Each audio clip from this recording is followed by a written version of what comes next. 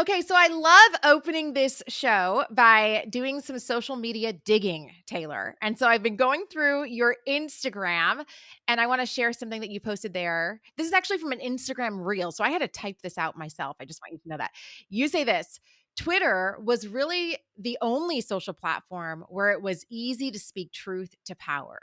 Instagram has things contained in comment sections, it is video based, and you can't share links. Twitter was this really powerful platform, and there were a lot of people with a vested interest in dismantling it. Okay, I want to talk to you about that. I'm a little bit of a conspiracy theorist when it comes to what's happened with Twitter. What are your thoughts on kind of like the downfall of Twitter? Was that intentional or was it just accidentally mishandled? Oh, no. I mean, there's tons of reporting to back up that it was intentional. Like Casey Newton, arguably the best Twitter reporter out there, wrote about how this is sort of a political project for Elon. And I mean, yeah, it's definitely his intent to dismantle, not necessarily dismantle the company, but dismantle public trust in journalism and, yeah, the media. Taylor, I need this article because I haven't seen it and I want to link it because I've been saying this. Yeah, Casey Newton has written about it a lot. You should follow Platformer. I'll send it to you. Okay, please do, because I've been saying this and people think I'm being a conspiracy theorist, and I feel like it was I'm somebody that Twitter changed my life. I kind of started my following on Twitter, and the loss of accurate news, especially with the whole blue check mark. What do you think about the blue check marks? Yeah, by the way, a bunch of people have written, like Charlie Warzel wrote a good piece of The Atlantic as well about sort of Elon's ideology and what he's doing to Twitter and why he wants to dismantle it. Like, there's been a lot of really good critical reporting. It's not even at all a conspiracy theory. Like, Elon himself has like sort of tacitly acknowledged it. But I mean, I think the blue check mark is just in line with Elon's goal, which is he has a very hostile relationship with the media. He wants to dismantle public trust in journalism and mainstream a specific sort of ideology that he has, and ultimately it will fail because you can't force people, like you can't force content down people's throats and then expect them to continue to use the service. So I write about this in my book about Vine, but Vine tried to do something similar, not in a political way, but they just tried to kind of like force their users to consume different content. They were really hostile to their biggest content creators, and it failed. It's a failing strategy because people don't want to be there. They won't show up to a platform that they're not enjoying or using.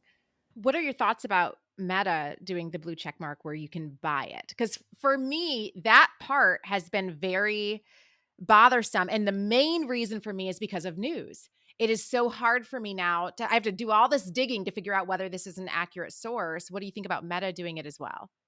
I think it's a cheap grab for money. And again, like you said, it dismantles public trust. And I think it's a really bad system. And yeah, I think they should have ways of verifying people's identity if that's something that they want to do which I think is not a good idea, by the way. I don't think that we should have like real name policies on social media.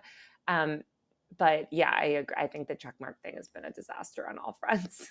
I am halfway through your book. I am absolutely loving it. I recommended it to some friends of mine. I'm a professor of communication, by the way. I teach social media. So I really have been enjoying your book. I sent it to Brady Shearer. He's somebody that comes on this podcast a lot. He's another massive person that studies academically social media. We are loving it.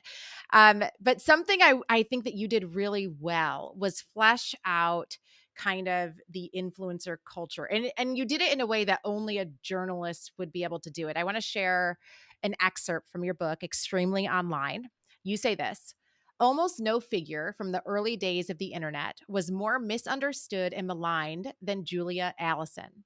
In the mid 2000s, Allison dominated the online world as one of the first multi platform content creators, but practically no one recognized her as such, in part because there wasn't language to talk about what she was doing.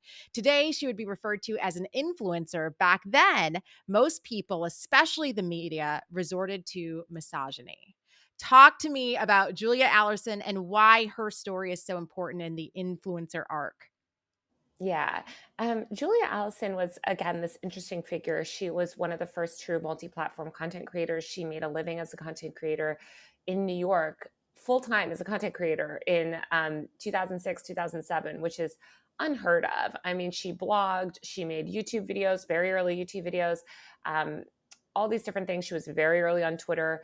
And she was this kind of young, sort of lifestyle influencer before that was really a term. And she was such a pioneer, and she was met with the most disgusting misogynistic hate that I've seen in such a long time.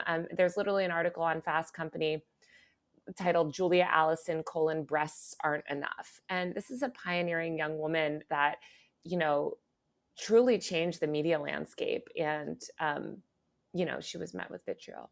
Do you feel like actually, I think you say this in the book, and it was the first time that I'd ever made this connection in my own mind because I have struggled with the word influencer. I think that it felt like an ick word.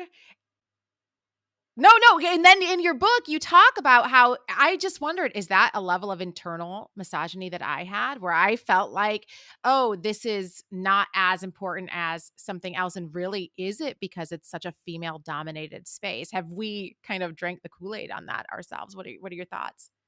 I would argue 100%, because when you scratch the surface and you say, well, why do you, what do you think about influence? Like, why do you not like that word? What's your connotations with it? You'll hear that a lot of people have a lot of sexist, they'll say a lot of sexist things like, oh, they're like vapid girls, on beaches, it takes selfies or whatever. Like, no, this has always been work. This is content creation, media creation. I mean, these influencers are running their own small media companies, sometimes quite large media companies, and they're entrepreneurs as much as they are, content creators. And just because that marketing word is applied to them, I mean, again, it's just, I think it's a lot of, I think what people don't like about that word is very tied up in misogyny. Why do you think it is that women have been able to be so successful in this space?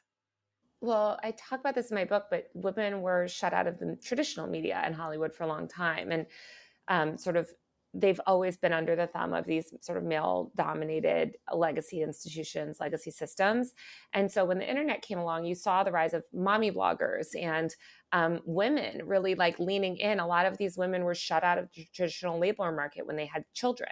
And so they turned to the internet to make money and grow their brands and kind of start their own businesses, because they couldn't go back to work with a bunch of kids in the house. So I think that very early on set the stage for this industry. Women are also very social. Generally, social platforms, if they are adopted by a very young female audience, that's sort of the biggest sign of success you can have, because women are very highly engaged social media users generally. And I think there were huge untapped markets. I mean, the male sort of media ecosystem is always it's always been really robust and sort of fed different men's interests and things like that. Women's media, it's hard to remember, but like in the 90s and the early 2000s was just so patriarchal and so kind of like limited, and it didn't speak to a lot of modern women. And so when women got on the internet, there were these opportunities to kind of share their own voice and control the media narratives in a way that they hadn't been able to before the internet.